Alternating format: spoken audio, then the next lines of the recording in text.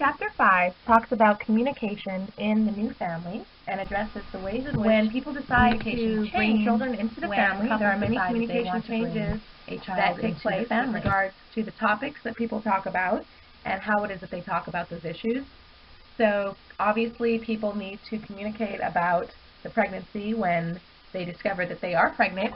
So in cases where the pregnancy was something that people were trying to develop and they wanted, there is often a lot of joy and happiness and excitement around a resulting pregnancy. However, in other cases, people may be dealing with an unexpected pregnancy, and in these kinds of contexts, the communication may be less positive and may deal with issues related to whether they want to keep the child or have it adopted or terminated, or whether they can deal with the child financially and how they'll deal with the current family situation they have, space issues, and all of these kinds of things.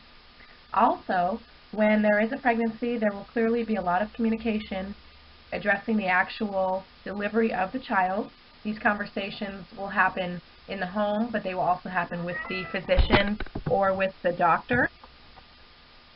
And the healthcare decisions for the actual delivery of the baby will be discussed at this time, so people will decide whether they want to have a delivery in the hospital or whether they want to deliver their child at home or in some other location. They will also talk about issues related to whether they want drug assistance during the delivery for painkilling, things like that, or inducing labor.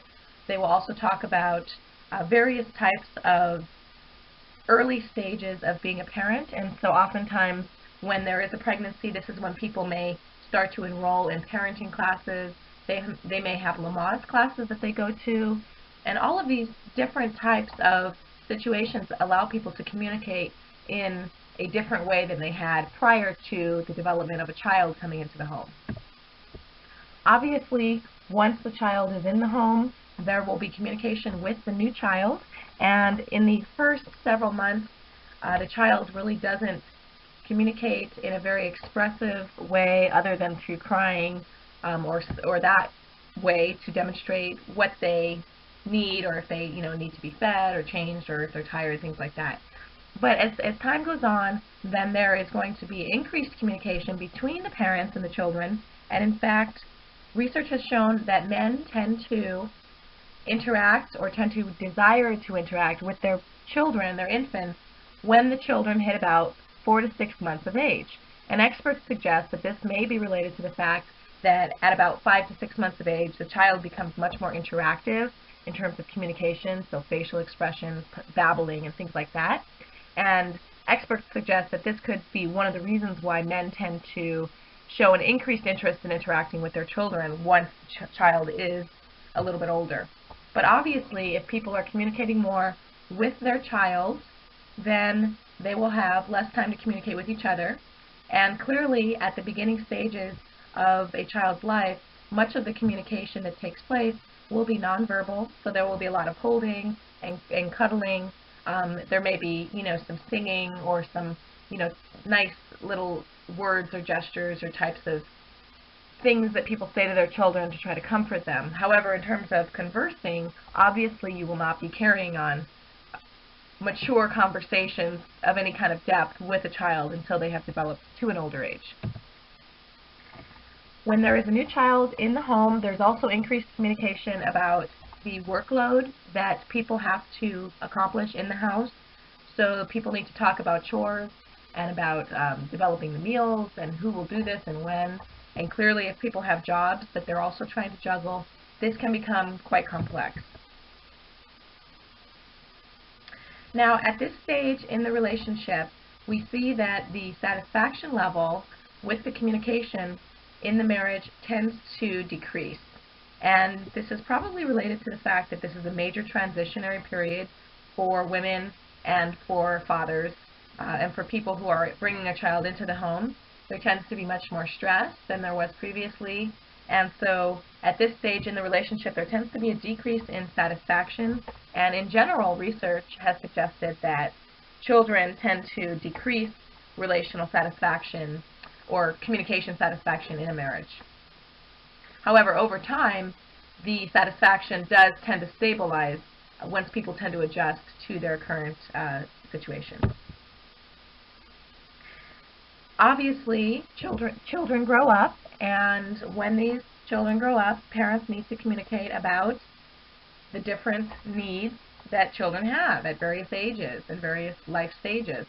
So when the child is getting ready to go to preschool, the parents may be discussing issues of what is the best preschool to send the child to, how does the child respond once they're in the preschool. In some cases, children tend to pick up certain behaviors from other children at preschool that they then bring home. So for instance, I have a friend who had raised her child without any kind of hitting behavior, and so of course the parents, when the child would act out, they would put him in timeout, but they would never hit him. And so the child really didn't know anything about hitting, and then they sent the child to daycare at about 3 or 4 years of age, and then the child came home, and now the child was hitting. And so clearly we can conclude that from a situation like that, that was a behavior that child learned at the daycare center.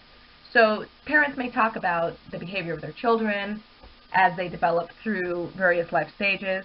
When children get a little bit older and they're getting ready to go into high school, they have to talk about issues related to increasing a child's responsibility and increasing the privilege that children have so that they can learn to develop as independent, competent human beings. Clearly, when children progress to the age where they're graduating high school, the conversations will be surrounding issues related to college and how to fund college, how to pay for college, where will the child go to college, what kinds of behaviors are expected of the child once they are at college. And these are all conversations that illustrate the way that communication changes significantly over the course of a child's development.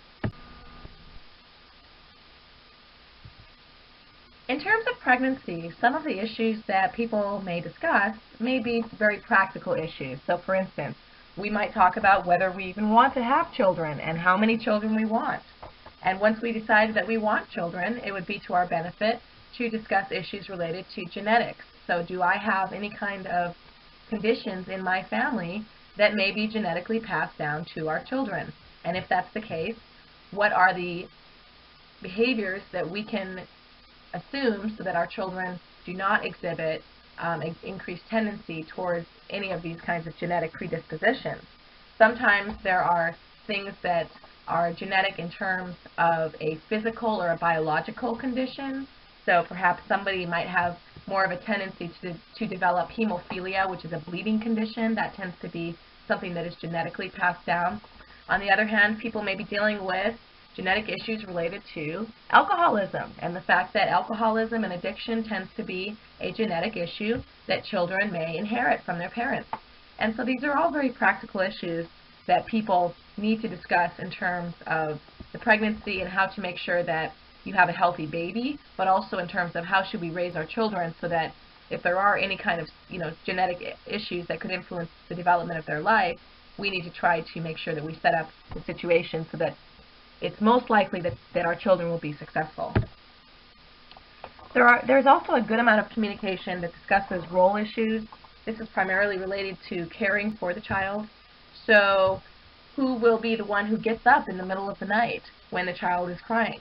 Typically that tends to be the mother, often because if women are breastfeeding, they obviously have the resources that are needed in that situation. However, in other situations, we see that couples may split up the amount of who gets up and when with the child. There's also issues related to staying with the child. Who stays with the child during the day? Who goes to work during the day? Do people alternate? Who ends up giving up their job to stay home with the child, or can somebody take a leave of absence? And these are all very practical issues related to roles that people need to communicate about when they decide that they will bring a child into the. In addition, there tends to be a change in relations in a person's interpersonal communication in terms of pregnancy. So what we tend to see is that although there is an increase in emotional intimacy in the marriage, there tends to be a decrease in sexual activity in the marriage. And obviously when people are talking about issues related to pregnancy and childbirth, they will be discussing topics and issues that are fairly private and sensitive. So we can see why there's an increase in intimacy. Also, the emotional experience of bringing a child into the world together does create a very strong bond between parents. On the other hand, because of all the physical changes that people go through when they are expecting a child, this may actually inhibit sexual activity for some folks. However, for others, that may not be the case. There are also emotional changes that take place at this stage, and clearly when a woman is pregnant and expecting to have a child, there are many hormonal changes that are going on throughout the pregnancy.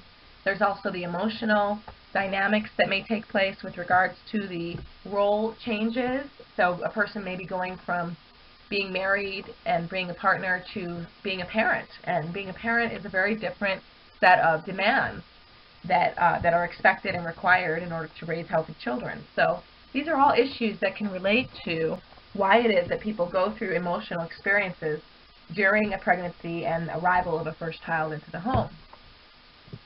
Also, there are cognitive changes that people go through.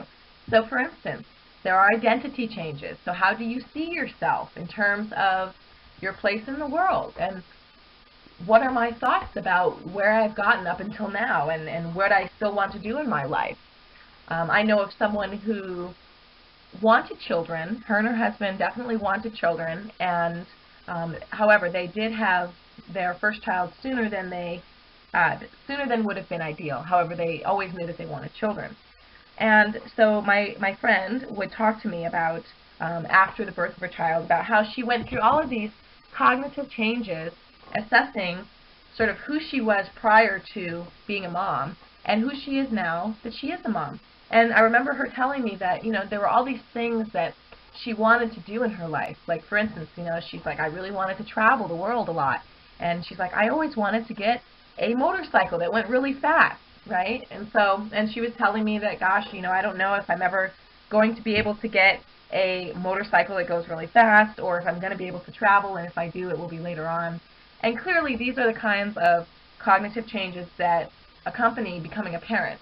So with my friend, obviously the reason that she didn't want to get a very fast motorcycle after her child came into the world is because now she's not only thinking about herself and her husband, but she has to think about being there in the future to care for her child. And if she were to get a motorcycle that was very fast, and if she were to enjoy the fast motorcycle, she might end up putting herself in situations that could possibly lead to her not being there to care for her baby. So this is an example of cognitive changes that can take place when people decide to become parents. Obviously, pregnancy exhibits a very dynamic physical change in terms of a woman and what she looks like, and of course what she feels like. And so many of these physical changes include increased size, and especially in the abdomen area. And of course, these kinds of physical changes may lead to various emotional or cognitive experiences for the woman.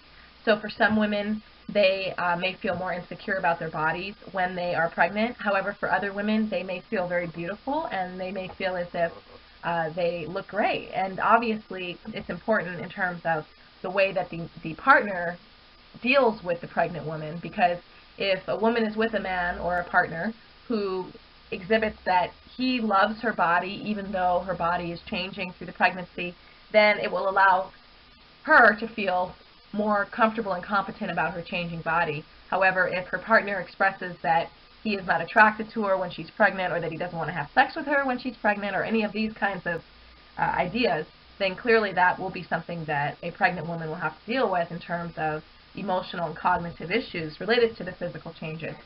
So there are many things that people can do to communicate about the pregnancy, and generally it's very good to try to have open communication about the needs and desires and wants of people at this stage.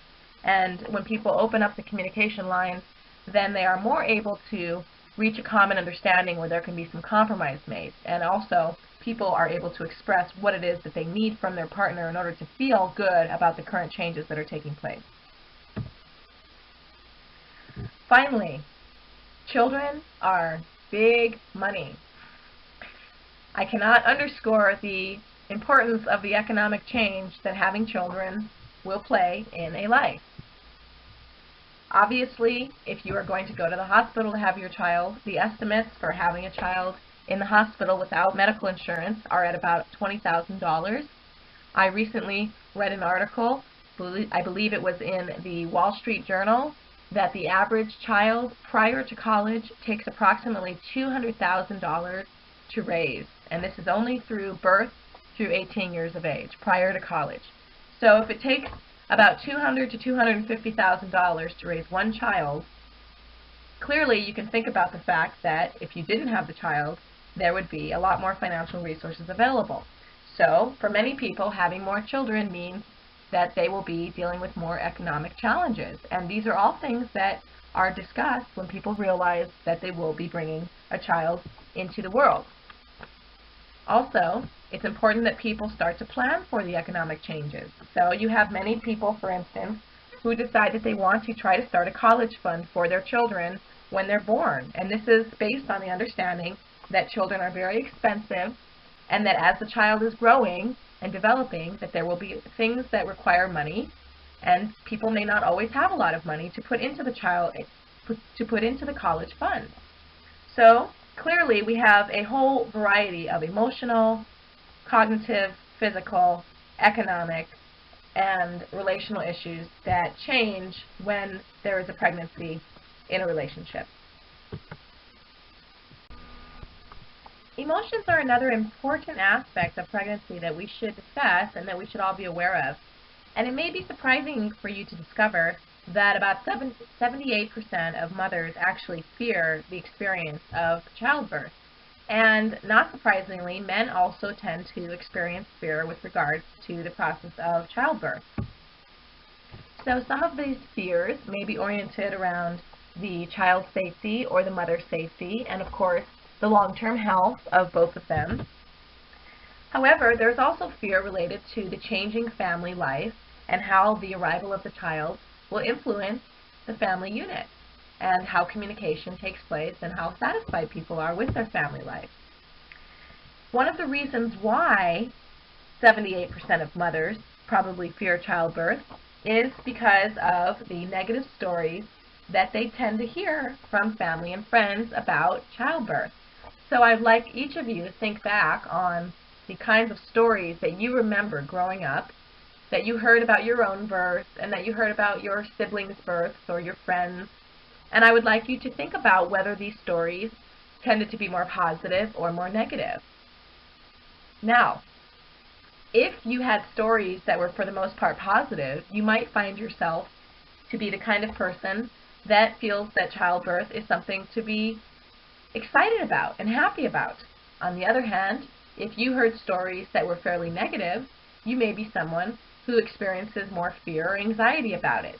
However, it's important for us to be aware of the fact that family narratives and the stories that we grew up with regards to childbirth definitely influence the ways that we view this experience. During this time, some of the communication changes include an increased closeness and intimacy in communication, and we discussed this a few moments ago. Because the topics surrounding the pregnancy tend to be fairly intimate topics, and because people are talking about bringing a new life into the world, there tends to be an increased experience of closeness and intimacy in the relationship. There's also an increase in communication about issues related to testing of the baby, birthing practices, and of course caring for the infant once they arrive. At this stage, women tend to actually be more sensitive to verbal and nonverbal communication than they are when they're not pregnant. And so what this suggests is that it would be wise for partners of pregnant women to be ultra sensitive to trying to be nurturing and caring when your partner is pregnant and going through an experience like this, because it is a very exciting time. It's a very challenging time as well. And so in being a very sensitive partner, we are able to better meet the needs of our partner and hopefully enhance our communication satisfaction. What's intriguing about men in terms of their role in the relationship is that they tend to take on more of a nurturing role in the relationship when women are pregnant. And so this points to the fact that men also tend to view the seriousness of a pregnancy and of bringing a child into the world And this recognition tends to prompt them to exhibit more nurturing communication behavior. So perhaps they're more attentive to the wife's nonverbal cues. Perhaps they might go out of their way to bring small gifts or small things home for their partner at the end of the day, just to say hi or that I care about you, things like that. Men tend to be especially more nurturing in the pregnancy when you have traditional marriages. However, this is less so with independent marriages, and so we can think back on the different marriage styles that we discussed in the last chapter, and we can talk about or think about the ways in which the expectations for marriage roles might actually influence the ways in which people act during a pregnancy. So clearly, when there is a new baby in the home, there will be an increase in the household workload. So there is an increase in daily chores. There's laundry that needs to be done. There are other cleaning up things that need to be done. There are bottles that need to be washed, right? Dishes that need to be done. So there's definitely an increase in workload. However, as I've said before, this tends to be accompanied by a decrease in marital satisfaction. And this is likely related to the fact that having a child and bringing a child into the home is a major transition, and during periods of transition, there may be more uncertainty about the relationship and family and communication. Now, prior to his birth, women tend to do about 67% of the house workload. This equals about 5.3 chores or tasks per day. Now, prior to the birth of a child, men tended to take on about 33% of the tasks in the house. This equals about 2.4 or 2.5 daily tasks around the house. After the birth, women's tasks around the house go up to 28 per day, and men's tasks around the house go from 2.4 to approximately 8 tasks per day. After the birth of the child, it's very intriguing to point out that a man's participation with tasks actually is reduced. So if we look at the fact that men do 33% of the household tasks prior to the birth of a child, and we see that they do 28% of the housely tasks after the birth of the child, we clearly see that even though men do more tasks, their actual percentage of housework once the child has arrived tends to go down about 5%. Also, given that there is such an increase in workload, there tends to be less time for communication, and because people are often very tired when they have a new baby, because the baby will be waking up several times in the course of any given evening, there is also a decrease in the quality of communication because people may be very tired. They may not have the energy that they had before the child to have lengthy intellectual conversations. When one partner gets home from work, the other partner may just try to go to sleep, to rest a little bit. And so there's clearly a decrease in time where both people have the energy and the freedom to communicate, and there's also a decrease in the quality of communication at this point. In terms of male and female roles following the birth of a child, women tend to do about 80% of the caring or the nurturing behavior, and this tends to include things like feeding the baby, changing the child, bathing them, taking care of basic learning, so, toys and animal sounds, colors, letters, things like that. Also, women tend to do most of the soothing behaviors during the sleep hours. So as I mentioned before, women tend to do most of the waking up when there is a young infant in the home, and so about 72% of the time, women will be the ones who will wake up and go and tend to the baby who's crying. And as I mentioned, this tends to lead to a significant amount of sleep debt or sleep deprivation that women may experience because they are waking up 4 to 5 to 6 to 7 times a night, often getting less than 3 hours of sleep because the baby is waking up so often. So what this can lead to, any of you who have ever gone through extreme sleep deprivation, is this leads to an increase in emotional experiences, and this also may lead to an increase in communication problems for this person who is not dealing with a very good emotional experience because they are exhausted. So when you are exhausted, it tends to cause you to feel overwhelmed more quickly and more easily, and clearly the feeling of overwhelm and frustration that people experience will influence how able they are to articulate their feelings in a way that is going to be effective to resolve communication issues or conflicts that may come up. Now, men tend to be much slower to transition into the role of a parent, and men actually increase in terms of their personal stress after the birth of a child. And this is related to many issues, one of which is definitely related to finances and the fact that men often may feel more of a burden in terms of being the provider for the home. Also, men tend to exhibit that they are good at rough and tumble play with the children, and so once the children get a little bit older, then they are more able to engage in this kind of rough and tumble play or rough and tumble communication. And so about 55% of the time we see that men are the ones that engage in rough and tumble play with the children. However, men also tend to set the rules in the home, and they also play quietly with the children, and this tends to happen with about 35% of men who tend to be setting the rules and playing quietly in the home in addition to the other roles.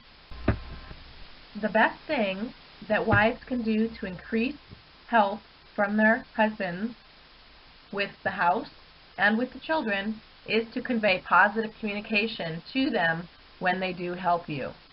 Positive communication from a wife to her husband about task issues around the house and child care will promote more help in the future.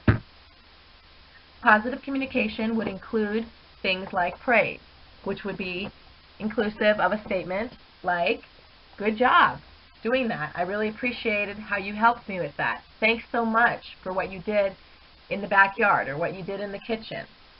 You can also convey praise and positive communication non-verbally through a pat on the back. You can rub them on the shoulder. There are many other non-verbal ways that you can convey to someone that you appreciate their help. And what this behavior does is it demonstrates to your partner that when they do help you, that you appreciate it and that there's a positive outcome.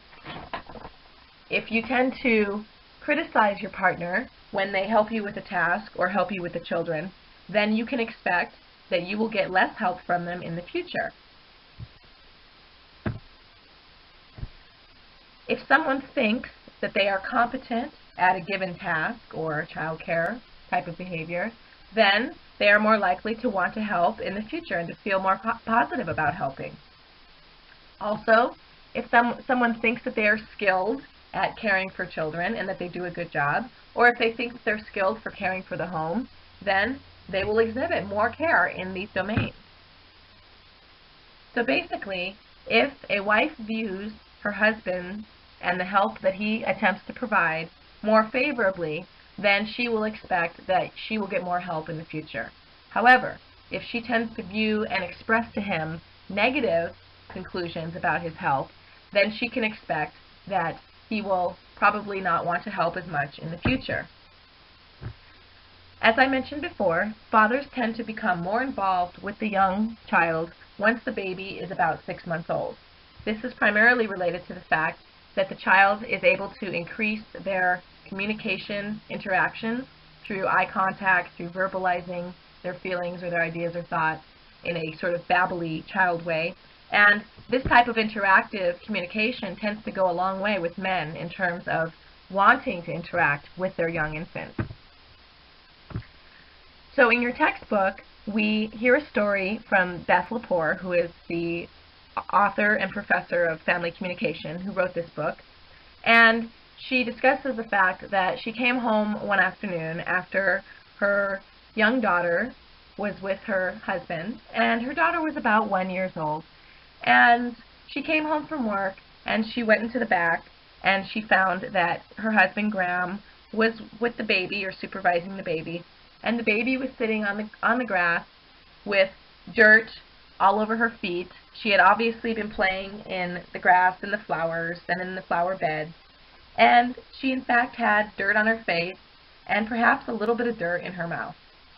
And instead of seeing the dirt in her baby's mouth or on her face and running over and saying, "Oh my gosh, how could you let our baby get dirt in their mouth?" she decided to lay back, clean up the baby when she wanted so that she could feel okay about the baby having a cleaner face, and she did not express criticism to her partner about the fact that the child had dirt on the face. And the reason that she did not do this is because she knows, given she teaches this, right? You read a lot about these issues. She knows that if she exhibits more positive communication towards her husband, even if there's dirt on the kids, that he's more likely to help her in the future and that he's more likely to want to help her in the future. And obviously, most women want to encourage their partners to be involved in the care of the children. It's good for the children to have a good relationship with their fathers. It's also good for the relationship between the mother and the father because both are involved in actively taking roles in parenting. Now, I would like to discuss a different situation where this principle can apply. And although this example, and although the research that has been done has primarily looked at straight heterosexual couples and the wife-husband dynamic, we could also apply this principle to gay couples who are raising children. So perhaps you have one who tends to be a little more involved with the child care. Well, we would expect that if the other partner attempted to get involved and attempted to help, and if they were met with positive affirmations from their partner who tended to do most of the caring, we would expect that the partner who did less caring would want to increase their caring in the future. Likewise, you could apply this principle to how you relate to your children. So if you ask your children to do a task and you criticize how they do it instead of praising them for doing it at all, then you can expect that in the future your children will probably not feel as favorable about helping you out around the house because they expect that they will be met with criticism rather than praise. So we can take a principle like this, even though the research was done with straight couples, and we can apply the principles to the interactions that take place between gay couples, that take place between parents and children, and probably a host of other types of communication contexts. There are many relational issues that can accompany the birth of a child in the home. And women in the home especially need to be aware of the fact that they may serve the role of a gatekeeper in terms of the relationships that their children develop with their partners. So, for instance, without even realizing it, women may limit the involvement that their partner may have by the types of communication that they show. So, we talked on the previous slide about the ways in which women can enhance help around the house and with the children, and that is through positive, affirming praise when help is received. On the other hand, women might actually limit involvement through the types of communication that they use when they are interacting with the child and their partners. So for instance, let's say that whenever the baby starts to cry, mom goes over and picks it up from dad. Or one partner goes over to the other partner and takes the baby away to soothe them because perhaps they know that the baby tends to stop crying when they hold them. This may seem like a very reasonable solution to a crying baby. However, over the course of that child's life, what can develop from a situation like this is the child might learn that only one parent can be soothing to them when they are upset or discomforted. So we need to be very careful about the ways in which we communicate with our partners and with our children, and we need to be conscious that we are not limiting involvement of our partners with our children by doing these kinds of behaviors. Also, if you criticize the way that your partner parents, that is a very good way to limit the involvement that they will have. People may also struggle to share the house management. So perhaps there are conflicts about the types of tasks that need to be accomplished and how those tasks are getting done and when.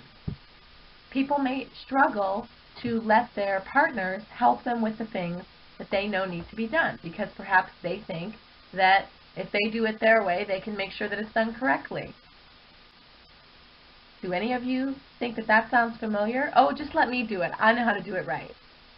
If you do find that as a familiar phrase, then you may want to think about the way in which your house is being managed, and if you're actually sharing the house management, or if you are, in fact, serving as the main person managing the home. Women may also have a very strong desire to control the children and to control their behavior. Obviously, people care for their children very much, and they want the best for their children.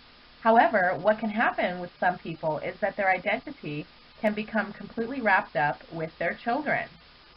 There are a host of relational and communication challenges that can develop when one's identity is completely wrapped around their children. So, for instance, perhaps they may think about their children and think about their children's lives all the time and not think about their own issues or the other things that they need to be dealing with in their own life. Perhaps they may have issues if their children want to have independence or go and do something with their life that they had not discussed or thought about. So sometimes we have situations where people have a very difficult time when their children decide to move away when they grow up. Sometimes people assume that because perhaps they stayed close to home where they were raised, that their children will do the same. However, this is not always the case. So with people who have their identity especially wrapped up with their children, they may have a particularly difficult time when their children grow up and move away, or when their children grow up and assert a level of independence that they were not used to previously. It's interesting to note that about 1/3 of women think that the household task division is unfair. Clearly, if people think that the task division is unfair, then there are emotional and psychological effects of that perception. So, people who tend to do more of the tasks also tend to experience more depression. And what's very intriguing about this is that this finding was not only related to women in relationships, but was also related to men. So basically, what we can say from a finding like this is that anyone who's in a relationship where they feel that they are doing all the household work will probably start to feel a sense of depression or a sense of unhappiness or of relational dissatisfaction.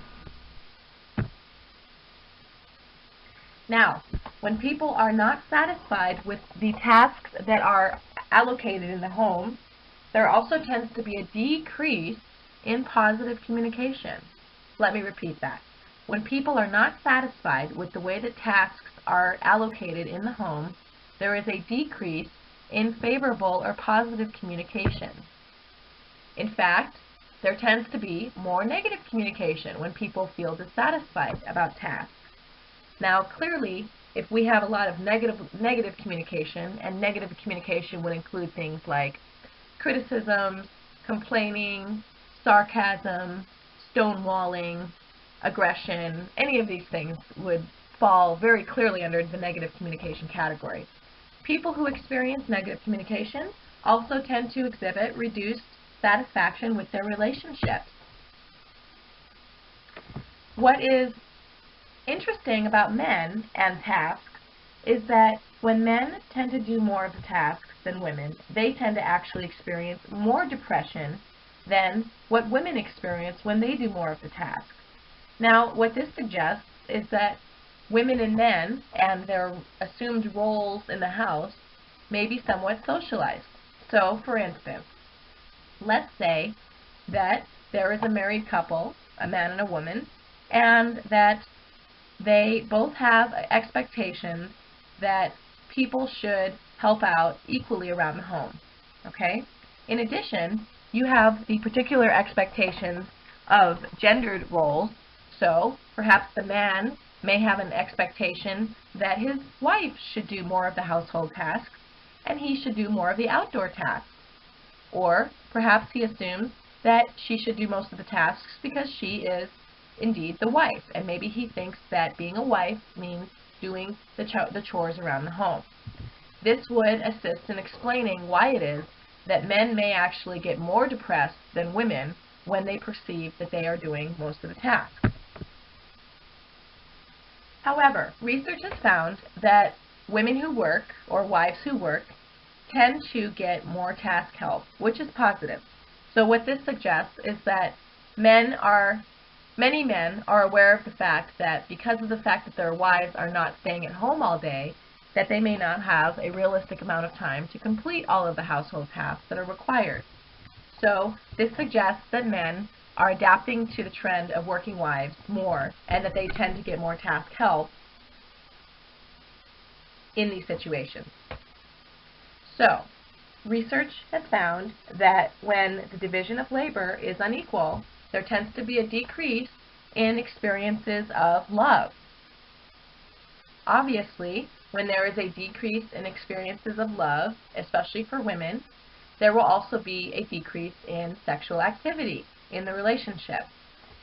So I'd like you to watch this YouTube clip that is involved here in this slide, and I would like you to view it and learn about the various relational issues that can come up with regards to sexual activity following the birth of a baby.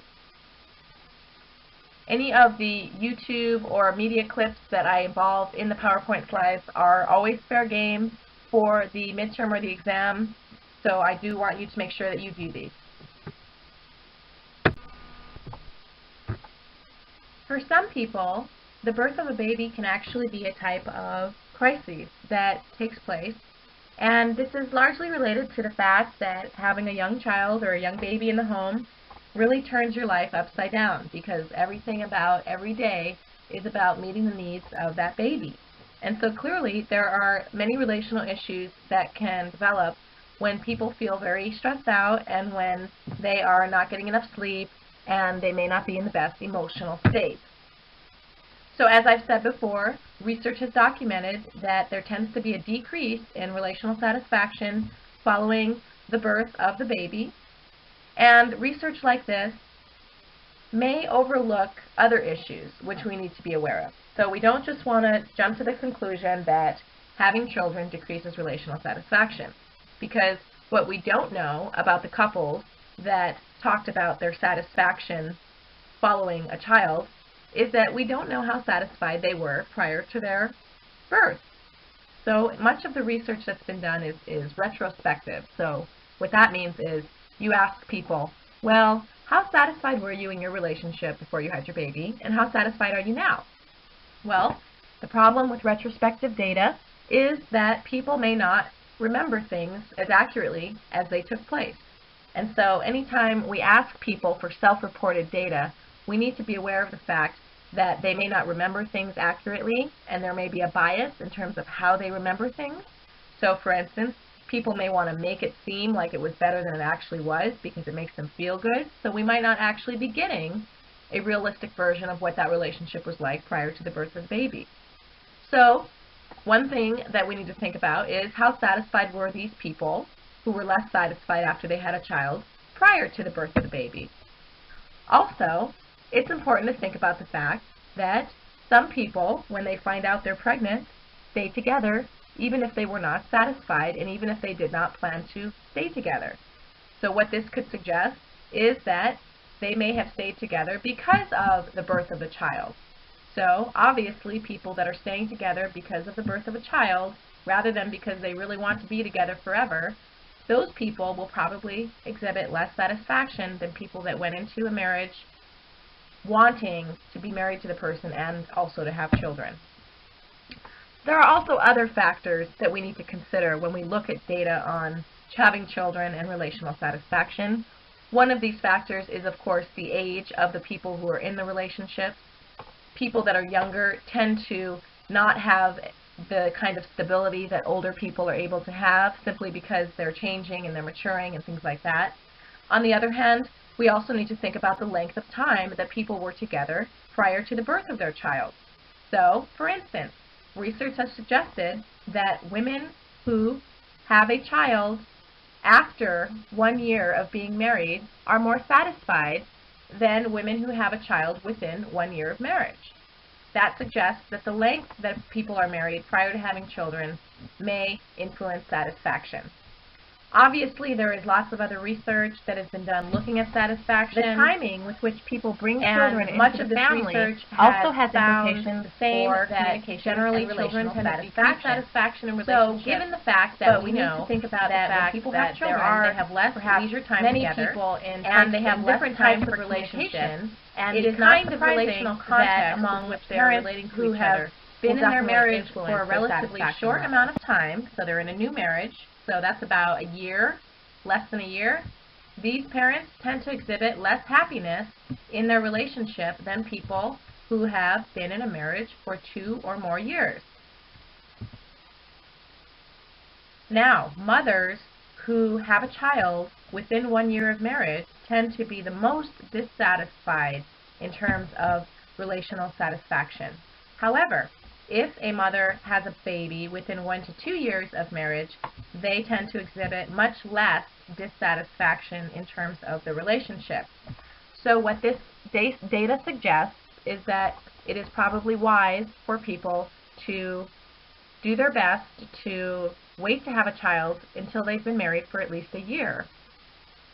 There are many things that an older marriage brings to a relationship in terms of stability and in terms of a sense of endurance. And so it's not surprising that people who have been married for a while tend to be more happy with the children and with the relationship when they do end up becoming parents. So it seems important for us to think about the ways in which our marriages and the length of our marriages influence relational satisfaction and influence our ability to be happy in the relationship. And I would encourage all of you, if you have not already gotten married or partnered up and had children, to think about the implications for possibly waiting a little bit longer to have children so that you can experience more stability in your marriage, and also so that you can have a length of time as a married couple together to experience things like leisure time and time for lengthy communication, conversations about various issues that you two may like to discuss. Now, in terms of communicating with baby, there are many things that we need to consider. One of these is obviously our responsiveness level. What research tends to find is that parents who exhibit the highest responsiveness to their babies tend to have children and babies who exhibit optimum development.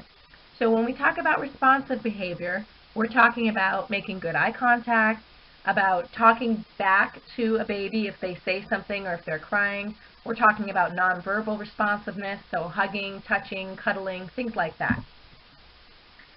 Now, in terms of what the baby cues into, young children, young infants, are able to decipher audio and music, and visually they're actually capable of determining familiar adult faces within several months of age. And so babies are very visually cued, and they also are very audio cued. If in terms of communicating with a baby, it is probably best to communicate between the space of 12 to 24 inches away, because this is when the baby is going to be most able to see your face and to be able to decipher your facial expressions. And what's intriguing about babies and their parents is that they are able to determine who their parents are when shown pictures of various adult faces from a very early age.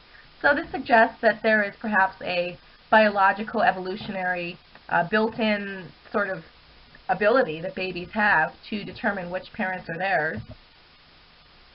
And I would like all of us to think about how it is that we communicate with infants in terms of communication, and how does that communication differ than how we communicate with our peers. Also, I think it's important for us to be aware of how gender of a child or an infant may also influence how we communicate with them, or the types of environment that we put them in. So, if you have a little girl, then do you find yourself buying her everything pink? And do you find that she has a pink nursery? And if this is the case, why is it that we tend to gender our children at such a young age? And is this gendering of our children necessarily the best way to raise our children? Perhaps it may seem okay that we tell our children who they should be because they are a certain gender. However, we want our children to grow up in an open environment where they feel that they can participate in the activities that they find personally meaningful, rather than trying to conform to some socially approved notion of what it means to be a boy or a girl. So I encourage each of you, if you have children now or if you plan on having children, to think very carefully about how it is that you place gender preference and gender performances on your children. And you may want to read up on this issue a little bit more and learn a little bit more about how to communicate with your children so that they can develop their individual personality in terms of who they are as a unique individual, rather than just encouraging them to just play the role of what a good little girl or a good little boy does. The way in which we communicate with our children about gender has major implications for who they end up becoming later on in life, and also has implications for what kinds of skills they may develop. So for instance, did you know that across the board, girls tend to underperform in math and science than boys? It seems interesting that an area that has tended to be associated with men and male scientists, mathematics, science, tends to also be an area where girls don't seem to think that they can do well, or they don't tend to perform as well. Now, there are a host of other issues that could play into how well our children perform math or science tendencies or perform math or science activities. However, we need to make sure that we don't instill certain beliefs in our children at an early age that may be based on gender incompetence. So for instance, if you ever find yourself saying things like, "Oh gosh, I'm so bad at math. Women are not really that oriented towards math," that would be something that could lead a child to believe that if they were a girl, that they don't have strengths in mathematical abilities. So we want to always be very careful about how it is that we communicate with our children and what we are placing upon them in terms of expectations for performance based on that communication. When communicating with a baby, one of the types of communication that you will encounter is non-distressed communication, and that will include types of babbling or communication in which the baby encodes basically their own vocalics and their own sounds. And so this would include various different organizations of vowels, cooing, different sounds, things like that. And this is really where the infant is attempting to communicate with people that are in their environment, and this is also where the infant learns how to communicate.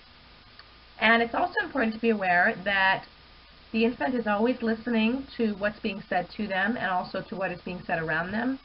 So that might influence the way in which you communicate with your baby. And it's really never too early to start talking with your baby about, letters and numbers and different animal sounds, and you can even play music for them and things like that. And what's very intriguing about infants and communication is that babies tend to be much more vocal around their parents than around people that are non-parents. And also, what research has found is that if a baby has parents who are very responsive to their communication, then that baby is also more likely to increase their use of vocals and perhaps even develop more verbal and vocal ability than people who do not communicate and respond well with their baby. I'm not sure what happened with this slide here, but we can see that there's a link at the bottom, and we're going to continue on with distressed communication. And then at the link at the bottom, you can go ahead and view that when you're done with this slide. So another type of communication with baby would be that of distressed communication. And distressed communication is usually very loud. It involves crying. It is basically an adaptive form of communication that allows the baby to survive. So in order to survive, the baby cries in a way that creates distress for the parents when they hear their baby cry. And basically the parents will try to do whatever they can to prevent hearing that distress cry. And in this way, this is an adaptive form of communication. Now, it's interesting to point out that most parents are actually very good at interpreting the cues that they get from their babies. So, for instance, when their baby is crying, most parents are able to anticipate what it is that their baby needs or wants. Also, babies are very good at decoding cues from their parents. So nonverbal cues from holding or rocking. They're also very good at listening to singing and talking, as I mentioned before. So when communicating with your baby, these are all things that you want to consider. And here are a few links that you can review to assist your knowledge about this issue. Now, when communicating with a young child, things are not going to be the same as they are with a baby. So obviously, given that a baby is going to be held and carried a lot of the time, there doesn't really need to be much discipline or rules involved because the baby is very dependent upon the parent. However, once you have a young child on your hands, there are many cases of discipline and rules being implemented to keep the young child safe and to ensure optimum development. Now, with children at this age, it's very interesting and very important for us to be aware of the fact that there are boundaries in terms of what they can communicate. So this may be very stressful for children because they may not be able to articulate what it is that they're feeling or thinking or what they need to their parents. And so this can cause some stress in terms of the communication between the young child and their parents. One of the reasons why many parents are now taking their babies, their infants, to learn sign language is so that their infants can communicate with them in a nonverbal way. And research has found that babies who are able to use sign language to communicate with their parents tend to exhibit much less frustration than babies who do not have the ability to, for instance, tell their parent that they want more milk, or tell their parents that they want to leave the store, or, and obviously these different kinds of cues, these nonverbal cues from sign language are very simple, but you are able to decipher what it is that the child is trying to convey. And so I encourage each of you to think about this as an option for you with your own children. Now, at this age, when we have a very young child on our hands, it's a constant balance between being firm and being kind, because children will test you and they will want to see if they can get away with doing what they want, regardless of the fact that there are rules that are being established. However, we need to remember at all times that we are communicating with young human beings who are very impressionable. And what this means is we need to keep our reactions to a point where it's appropriate for a young child. All of you probably have been in the store at one time or another and have probably seen someone who is disciplining their children in the store and is yelling at their child and maybe physically abusing their child and really being quite cruel to their child. Now, clearly the reason that we notice people like that in the store is because that person is not exhibiting the necessity that children need for a kind caregiver. There are many ways to be firm with young children about rules, such as timeout, such as other taking away of privileges, things like that, without yelling and without hitting. So I encourage each of you to think about the best way to keep the balance between being firm and being kind in your communication with your young child. There is also an ongoing debate about preschool and the benefits of preschool for the development of a young child. And typically what research has found is that preschool tends to enhance skill development, socialization, and also teaches children about respecting other authority members other than the parents. So in terms of socializing, clearly children are going to get to meet other young children with which they can interact and communicate. And so, on one hand, this could be a very positive thing because they are developing social skills, they're learning how to play nicely with other children.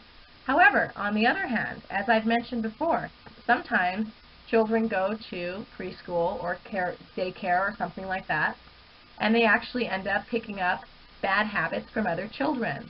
And so we need to always think about what the benefits are versus what the costs may be of preschool. However, in general, children who are at preschool are already working on things like colors and numbers and the alphabet, and so we would expect that there would be an increase in skill development for children that are able to go to preschool. Now, when your children tend to get a little bit older, the communication will also change. So at about age 5, if a child has not been going to preschool or some kind of a daycare center, they will usually end up going to kindergarten. And at this age, parents do a great deal in terms of interpreting the world for the child. So what research has found about communication is that the quality of communication that children have with their parents is more important than the quantity. This idea was explored by researchers because of the fact that now people tend to have less quality time with their children because of the fact that many people are working. Most times mom and dad are both working, and so what that means is that a child who is at a school age phase in their life may only actually be interacting with their parents for 3 to 4 hours every day when they end up going to school and coming home and before they go to bed. But research has suggested that even in situations where parents don't get to see their children for many hours of the day, that as long as the time that parents get with their children is of high quality, then the child still develops in a positive way. At this age, around kindergarten or first grade, we expect that children will assert more independence in terms of their communication and what they want to do in terms of activities. We also expect that children will develop more relationships with other people. In fact, we want them to develop friendships with other children. That's a very important part of their development. Children at this age also exhibit greater ability to learn, and they are taking on so much knowledge at such a rapid rate. And also, we see that children are developing more social knowledge and more in-depth understandings about social knowledge and about how to best interact with other children and also with the adults in their lives. Here is another clip for you to watch. This is from MSNBC, and it discusses parenting and how you can best establish good parenting guidelines with your children.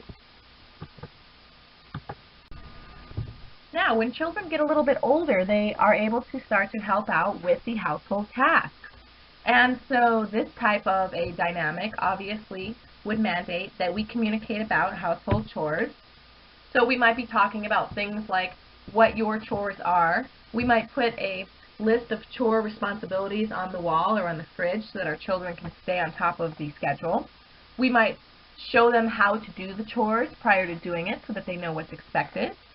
And in fact, research has suggested that about 13% of weekly chores are done by children. And of course, as children age, the amount of task responsibility does increase as well, which makes sense. And in fact, many people believe that having your children help out with chores and help out in the kitchen teaches them about how to take care of themselves when they get older.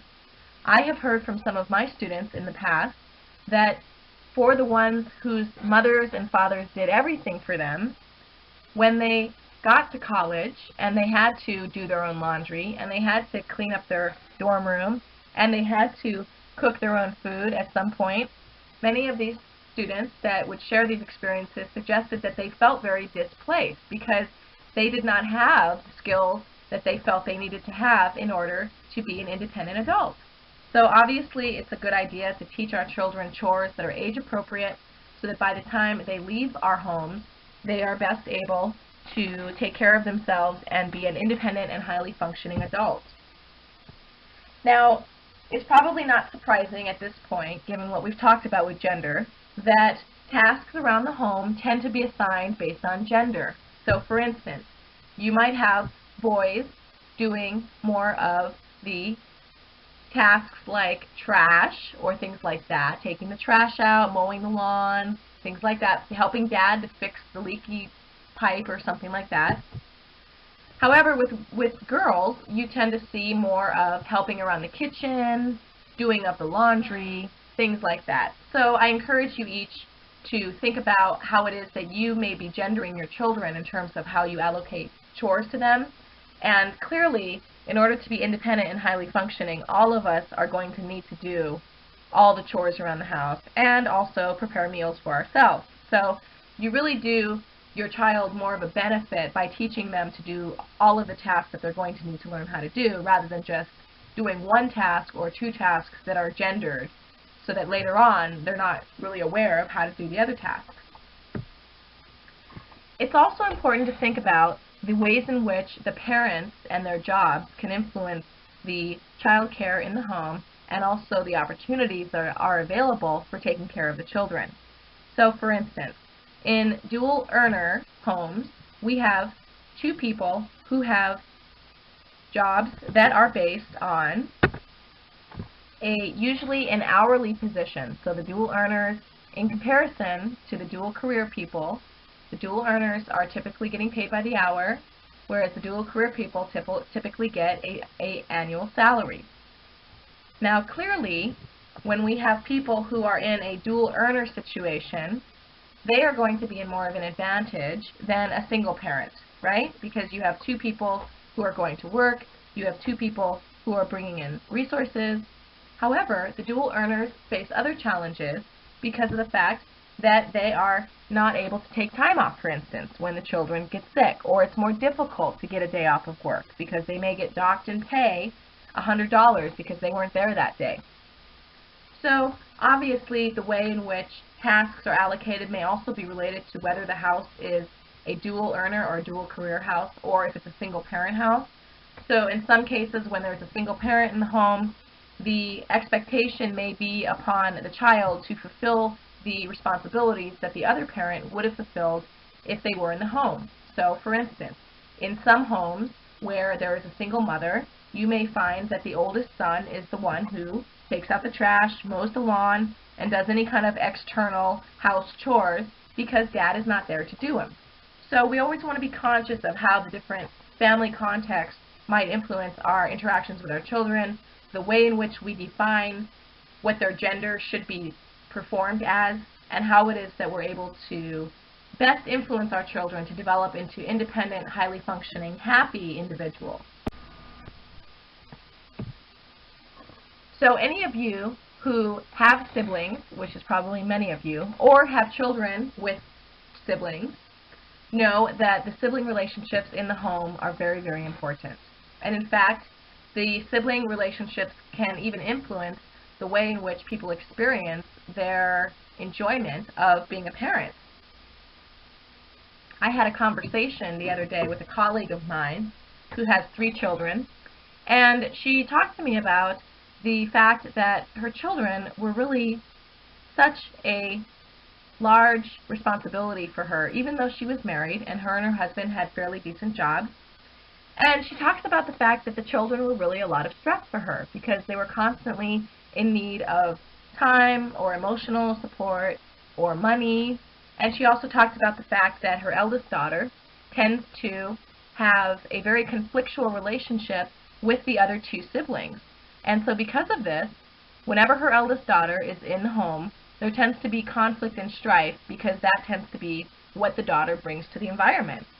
And so it's very important for us as parents to do our best to facilitate a harmonious relationship between the children that we have. And obviously we want to be giving with our emotional support to our children. We want to give our children fair amounts of cognition and intellectual development, and we want to make sure that we give them equal energy and time so that one child doesn't feel like the eldest child, for instance, is getting all the attention and the middle child barely gets any. It's been very important for us to establish in our relationships with our children that we are there for them emotionally and cognitively, and that we are monitoring their behavior, and that we care about what their behavior is around the house, and that we support them and what they're doing. And we also need to be conscious of the rewards and the costs that may exist in these relationships between siblings. So on one hand, a sibling may view the other sibling as a reward because perhaps they have someone to play with and to have fun with, and it's someone that's in the house that's their age.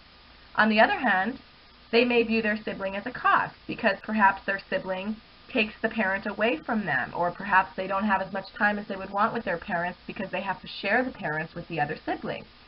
So we want to be aware of these kinds of sibling relationships in the family as well and how important they are. Now, one theory that addresses this tendency in the home is the naive theory of affection. And basically what this theory suggests is that children or people tend to believe that there is only so much affection that any one person may have. So affection is viewed as something that is very finite or limited. And so because of this belief, this may actually motivate children to compete for attention with their parents. Many of you who have children may have already experienced this, or perhaps you grew up with a sibling that did this in the home. So you might, for example, be having a dinner table conversation, and perhaps the oldest child is trying to tell the parents about the science project that they did and how successful it was and how things went well. And you may have the youngest child trying to interrupt that conversation to talk about their dog or the puppy or what they did at kindergarten that day. And so we can see how these kinds of issues are better explained by looking at a theory like the naive theory of affection. So given everything that we've talked about on this slide, you may be asking yourself, oh, okay, great. Yes, my siblings compete with me for affection for my parents, or yes, my children compete with their siblings for my affection. So what can you do? Well, with your own children, you can set clear boundaries for conversational rules. So what you can do, for instance, is you can have a rule that when people are talking at the dinner table or any time, that we let them finish their idea before we attempt to interrupt. And we, of course, would want to discuss why we have that rule. And it's important to have that rule so that everybody in the house knows that their opinions and their ideas are respected, and so that each of us can feel good about our position in the family. What you can do in terms of your own siblings is just being aware of this tendency will help you a lot. However, if you find that you have a sibling who tends to always try to compete with you for affection or attention, you might actually discuss it with them in a very calm way. You could talk about the fact that you've noticed this tendency and you're not sure why it is they do it, but you're wondering if maybe they feel that they don't get enough affection, and if that's the case, you might ask them, is there anything that I can do to help this situation so that we both feel good about our relationship with mom and dad? So have faith, fret not. There are things you can do if you notice that these issues are taking place, and basically everything involves open communication. Given that 50% of all first marriages end in divorce, it is obvious that many people will go through a remarriage at some point in their life. In terms of step-parents and stepchildren, there are many types of communication behaviors that we may see developing in these families. One of these tendencies may be the attempt by the step-parent to ingratiate themselves to the stepchild. So for instance, when you have a new step-parent in the home, they may take their stepchild shopping for food that the stepchild wants, like sugary cereals or ice cream. Perhaps they will buy them new DVDs or video games or other things that a child would really want. And these types of behaviors are ingratiation behaviors, and they are basically an attempt to try to get the child to accept the step-parent as a member of the family. Now, what can also happen is step-parents can also have unrealistic expectations about the adjustment of the child to them in the home. So for instance, they may expect that because they're married to their spouse, that the children should treat them and call them like a parent. So they may say, well, I'm now the step-parent, and so these children should listen and obey me as if I was their real parent. And perhaps that is the goal of the biological parent as well. But it is simply not realistic to expect that all children will adapt to a new parental figure in a short amount of time. This process can take time. It can be fraught with some conflict. You may have to lay guidelines and rules, and it can be somewhat challenging. However, if the step-parent is dealing with the stepchild in a respectful way and in a firm but kind way, then hopefully eventually that stepchild will come around and will start to accept the step-parent in the family and will start to treat them more as a member of that family. There tends to be a high amount of negative communication between step-parents and stepchildren, and this is especially the case with discipline. So you may think of, let's say, your next door neighbor and how they had a step-parent, and perhaps you heard your next door neighbor yelling to their step-parent, "You're not my mother or my father, you can't tell me what to do," right? That's a good example of the problems that step-parents may have with disciplining their children. Now, granted, many parents have problems disciplining their children, right? But the issue with the step-parent and discipline is especially challenging because of the fact that the step-parent is really not the biological parent of the child. And many children do believe that their biological parent is really the one who should be telling them what to do. So these are issues that new blended families are going to have to deal with. However, over time, these rules can be negotiated, people can get to know the expectations that they will be held to, and hopefully communication will continue to get more positive in the family.